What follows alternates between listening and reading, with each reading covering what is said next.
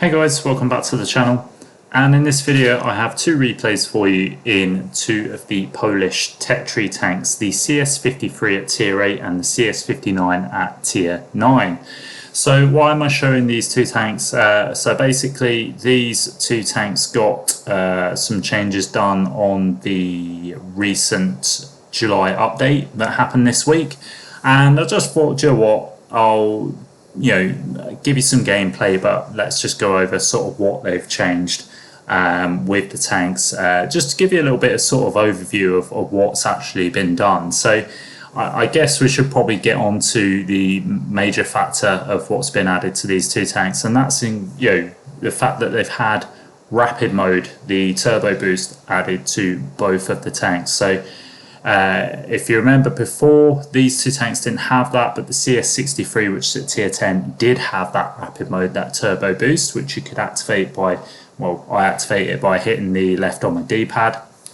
Your controls might be different, but effectively same way as you'd activate siege mode, anything like that, anything that's a unique feature on the tank that you have to activate, that's what I do for that. So the CS-53 and the 59 now have that rapid mode. So what does that mean? So that effectively means that you can increase your top speed and your power to weight ratio by activating that mode.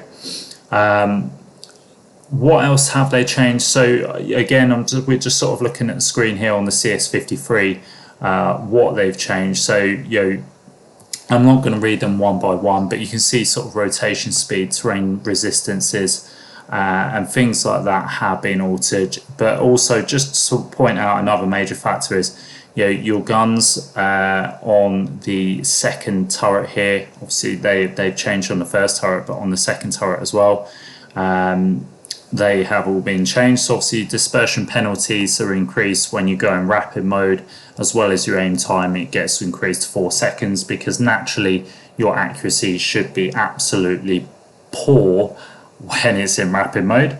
You can get shots off, which you'll see in the next video, or the CS-59 video, but it does happen, but it's a very rarity. It shouldn't happen. Basically, your accuracy should be absolutely terrible when you're in turbo mode.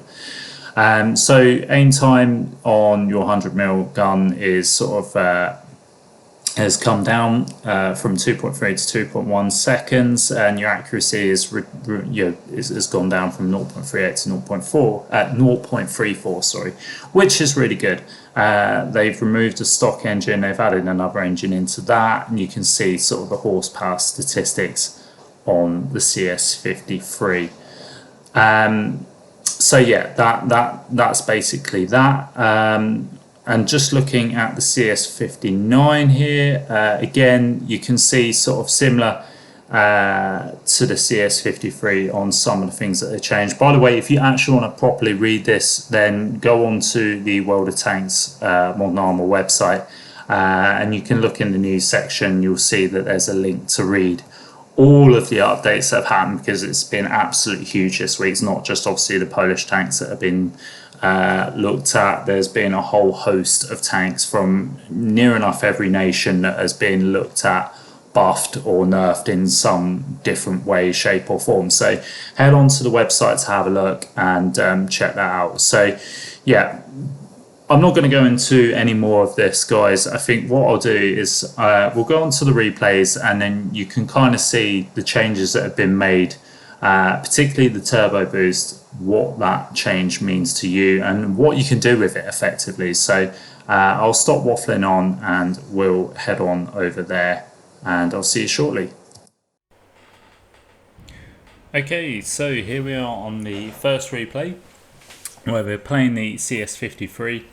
We're on Siegfried line on this one, and the equipment setup I've got gun rammer, vert stabs and optics.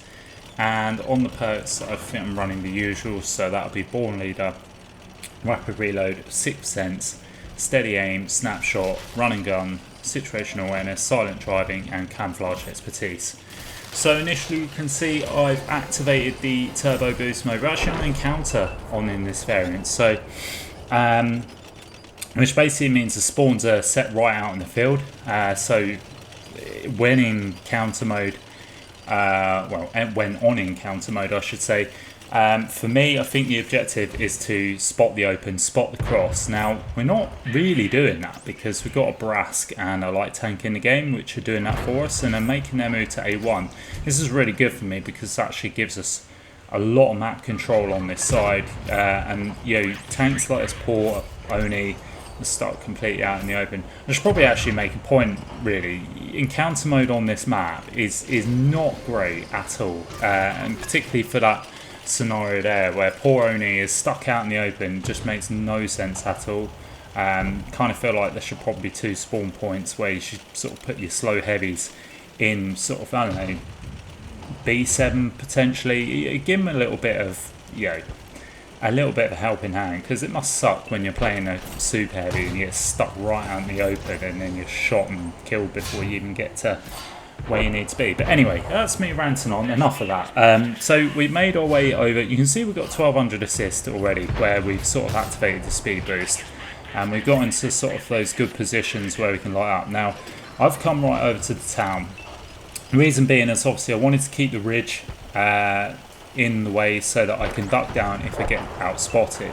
Now what I'm doing is I'm cutting right across underneath their ridge, because this is usually what happens in encounter mode, is a load of TDs, tanks are sat right at the back on the ridge, sniping out in the field, thinking they're going to get easy pickings, which they do more often than not in the beginning.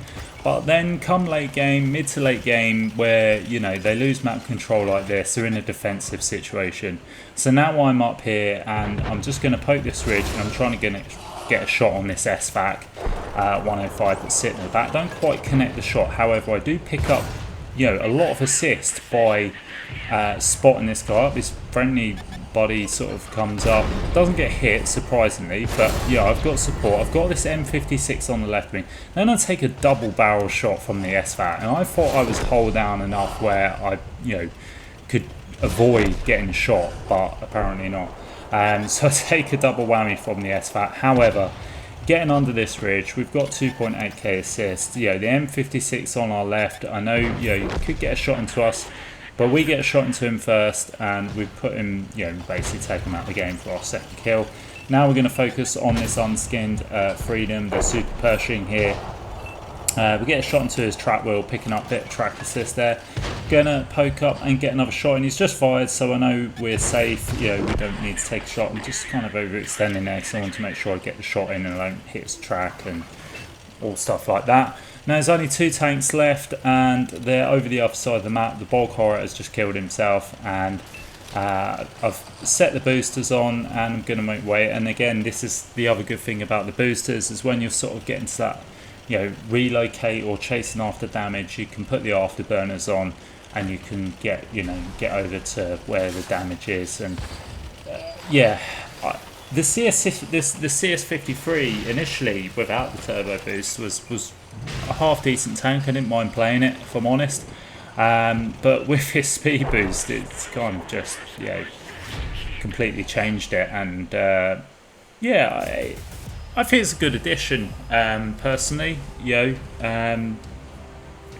Makes it a little bit more interesting rather than just a bog standard medium. And we come out in that game with 2.1k, 3.1k assists, only picking up the first class. Did have a really good game bottom tier in this the other night, but numbnuts here forgot to record it naturally. Unfortunately you have to do with the subpar video there. So, but never mind. We move on to the CS-59 anyway, and we're running optics, advanced gun lane drive, and gun rammer. Could probably swap that, actually, the advanced gun lane drive to vert stabs. And you've got Born Leader, rapid reload, 6th sense, steady aim, situation awareness, camouflage expertise, muffled shot, silent driving, and run and gun on the perk setup for the CS-59. So just like the CS-53 video, I've put the burners on right at the beginning because I want to get to a spot as quickly as possible. Now we're on Nebelberg here, and the spot I'm talking about is this corner. Making my way over to this corner so that I can get spots over on the G0, basically on the 0 line, anything on the 0 line, CSPTA. Now I'm in turbo mode, and you see that the aim bloom, the bloom on the gun is so far out, but yeah, we snapshot and we managed to get a shot in. So it does happen from time to time, but don't rely on it all the time. Yeah, it's once in a blue moon that will happen. It shouldn't, if I'm honest. It should never hit personally, but you miss 100% of the shots you don't take. So it was a chancy one, and it paid off. So there we go. But RNG giveth, RNG taketh away. We try shooting through that tractor at a PTA, and our shot goes nowhere, and the PTA manages to get a shot into us. So it's just luck of the draw. Sometimes it works for us, sometimes it doesn't. Trying to squeeze a shot into that PTA there, but PTA is now behind cover. But we've got to the main position where we wanted to get to, and you see we picked up a little bit more assist there. We're up to 1500 assist and just over 700 damage. So we've put the afterburners on again, and we're going to make our way over again. This is the point of the turbo mode is to put it on when you're on the move, when you want to get to positions quickly, and this is going to be great for games that sort of end up going that run away from you, which I'm hoping they shouldn't. The sort of quality of life updates are supposedly meant to be changing that, so you get a bit more longer drawn out games, a bit more balanced. But still, with this mode you can keep up with the damage if you need to. We stopped and got a shot into that Stritz one there that's in the middle. Now we're sort of over to the next ridge here. We're going to try and see if we can poke some shots in any of these tanks. But we can't really get any shots, but then we see this pattern sort of move down, and we squeeze a shot into the side of that pattern. Now I'm going to try and see if I can focus some more shots into him, but I think he just got behind some cover there, so unfortunately that's not quite going to work. But now we see it's T57 heavy, and wondering if we can get a shot into the T57 heavy. I'm keeping my eye in the middle. I'd like to see if we can get a shot in, but that T57 just keeps teasing us, just keeps getting into cover. The pattern then appears, but we didn't really aim that shot properly. Unfortunately, it just kind of snapped. Now we see if we can pick up the kill, but unfortunately we just hit the track, just tracking him in place. And he gets taken up by a friendly chieftain. See the E100 in the distance. We know we can pen the side turret of that with our premium rounds, which we do. He's down to a one shot. I'm trying to see if I could potentially get the kill, but we don't. Now I don't put my burners on here for some weird unknown reason. I think because I was half expecting there to be some tank destroyers at the top, so I wanted to be able to shoot them on the move possibly. Obviously I can't do that in turbo mode. So yeah, I just wanted to stay out of turbo mode so I had the gun accuracy to shoot anything potentially on the move if they were sort of up and above on that ridge, which they usually are, but it doesn't look like anybody's there. So I'm just going to make my way to this area here, trying to see if we can get some shots to the left, but then we see the Stritz one right in front of me, so we get a shot into the side of him. He's too busy focusing on stuff in the middle. Looks like he's going to get behind cover, but then we squeeze a shot into his track wheel. We trapped him in place. Hopefully we can get the reload off here and squeeze the shot in, and there we go. And the CS-59 has, still has that really good DPM.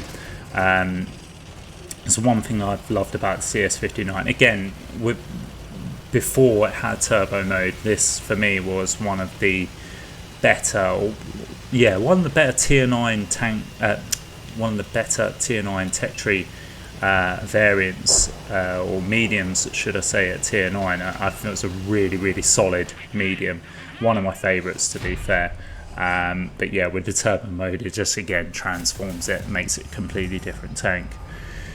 So there we go, that's the end of the replay. We come in second place there with 3k damage with 1500 assistance. Only the second class because it's a good tank. A lot of people play it, a lot of people get decent results in it. But I just wanted to show you, just basically some replays of the turbo mode on this tank and how it's sort of transformed it. So Anyway, yeah, that is it for the video, guys. I hope that kind of helped you. I hope it kind of explained the changes, and you can see the difference it's made to those two tanks. And yeah, let me know your thoughts on that. Do you think it's the right thing, right move to do that, or do you think they should have just been left as they were? Be good to hear your thoughts. But yeah, please like and subscribe the video if you did enjoy, guys. It does help the channel. And as always, I'll catch you next time. Uh-oh.